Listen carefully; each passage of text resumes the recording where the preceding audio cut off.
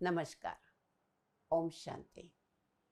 कौन कहता है कि भगवान मिलता नहीं। बहुत बहुत भक्ति के गीत बने हैं। अगर सच्चे दिल से पुकारो और मन में आस्था और विश्वास रखो तो वो किसी ना किसी रूप में जरूर मिल जाता है। एक सत्य घटना आपको आज बताने जा रही हूँ। मैंने भी कहीं सुनी ही थी, बहुत अच्छी लगी, मुझे लगा ये शेयर करना चाहिए। जो लोग नास्तिक हैं, जो लोग कहते हैं कि भगवान नहीं मदद करता, भगवान तो अमीरों का है, गरीबों की मदद नहीं करता। 15 जवानों को लेकर मेजर हिमालय की पहाड़ी पे जा रहे थे। कुछ मिशन था उनका।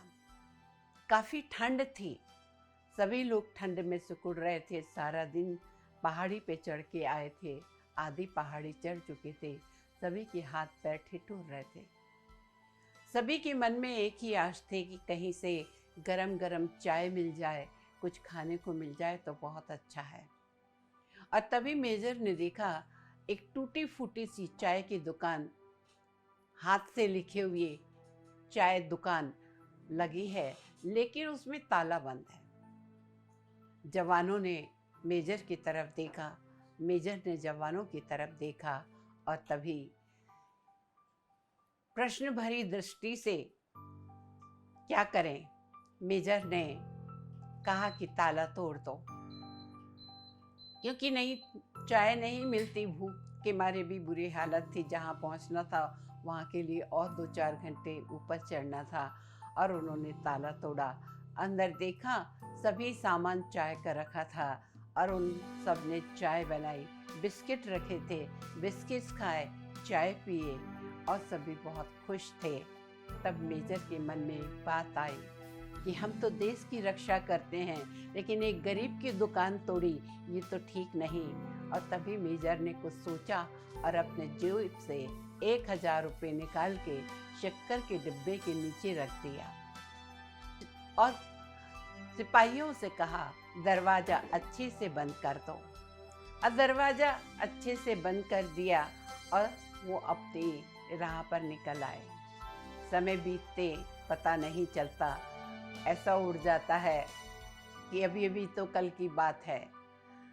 6 महीने के बाद अपना वो कार्य पूरा करके वही मेजर और 15 जवान उनके साथ आ रहे थे, लौट रहे थे। और देखा जिस दुकान पे उन्होंने चाय बना के पी थी, बिस्किट थी, वहाँ पे एक बहुत ही बुजुर्ग व्यक्ति बैठा है। बुजुर्ग व्यक्ति ने उन लोगों को देखा तो बहुत खुश हो गया कि चलो इतने सारे लोग आ गए, आज बिक्री अच्छी हो जाएगी। और झट सबके लिए पूछा चाय, सबने कहा हाँ, चाय बनाए और बिस्किट भी सब लोगों ने खाए। सब चाय पी के बहुत खुश हुए, लेकिन मेजर के मन में एक सवाल आया। उन्होंने कहा, दादू, इतनी ऊंची पहाड़ी पर कैसे आपका पूरा पड़ता होगा? यहाँ तो बहुत कम लोग आते होंगे, और आप कैसे इस बुढ़ापे में, इतनी उम्र में भी यहाँ पर दुकान चला रहे हो?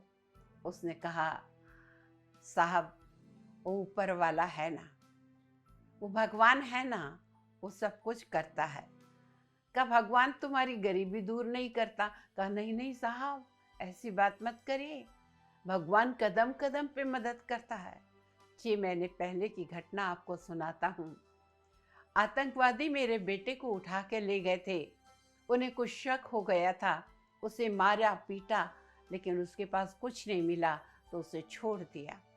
और जब मुझे इसकी खबर मिली तो मैं उसे लेके हॉस्पिटल पहुंचा।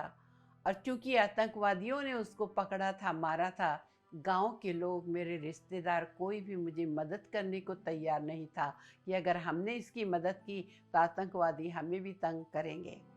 और उस समय मेरे बेटे की जान बचाना ज़रूरी था। दवाई, इंजेक्शन, किसी चीज़ के लिए पैसे नहीं थे। मुझे पैसे की सख्त ज़रूरत थी। उसको हॉस्पिटल में तो एडमिट किया, लेकिन रात भर मैं सोचता रहा कि भगवान, आप मदद करोगे। और दूसरे दिन मैं जब दुकान पर आया तो देखा ताला टूटा था। थोड़ा डाउट भी हुआ कि थोड़ा बहुत सामान था, लगता वो भी कोई चोरी करके ले गया। लेकिन तभी मेरी नज़र शक्कर के डब्बे के नीचे पड़ी।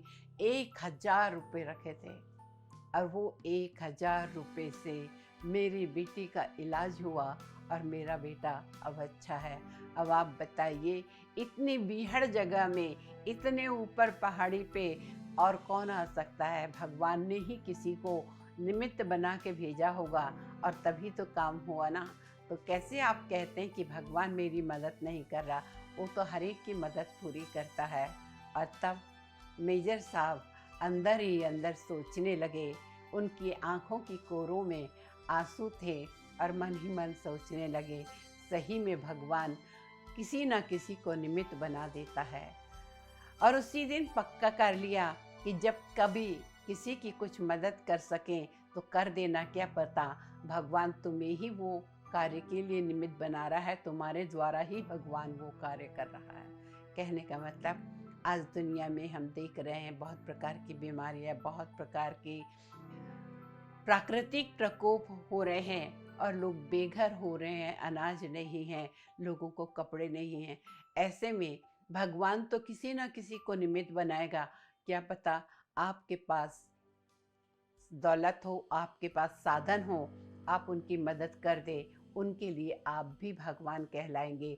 जैसे कि उस चाय वाले के लिए उसको पता तो नहीं था कि इन्होंने ये 1,000 रुपये रखे थे, क्योंकि मेजर ने सबको आंखों के इशारे से मना किया था कि वो घटना किसी को बतानी नहीं, उसको भी नहीं बतानी है, उसके विश्वास को बने रखने के लिए। तो हम तो यही कहेंगे कि मानव सेवा ही ईश्वर सेवा है। कहा जाता है किसी माता पिता को खुश करना है तो उसके बच्चों को खुश कर दो, तो माता पिता खुद ही खुश हो जाते हैं। अगर आप चाहते हैं कि भगवान की कृपा आप पे बनी रहे तो भगवान के बच्चों को मदद करिए। जो चाहते हैं, जिनको मदद चाहिए है, उनकी मदद कर दीजिए। आप उनके लिए भगवान होंगे। वो भगवान भी कभी अगर आपको ऐसी कोई समय पड़ा तो वो आपके लिए किसी और को निमित्त बना के भेज देगा। ये पक्का रखिए कि भगवान है और वो किसी न किसी के द्वारा मदद करता है। आज के लिए बस इतना ही। नमस्कार। ओम शांति।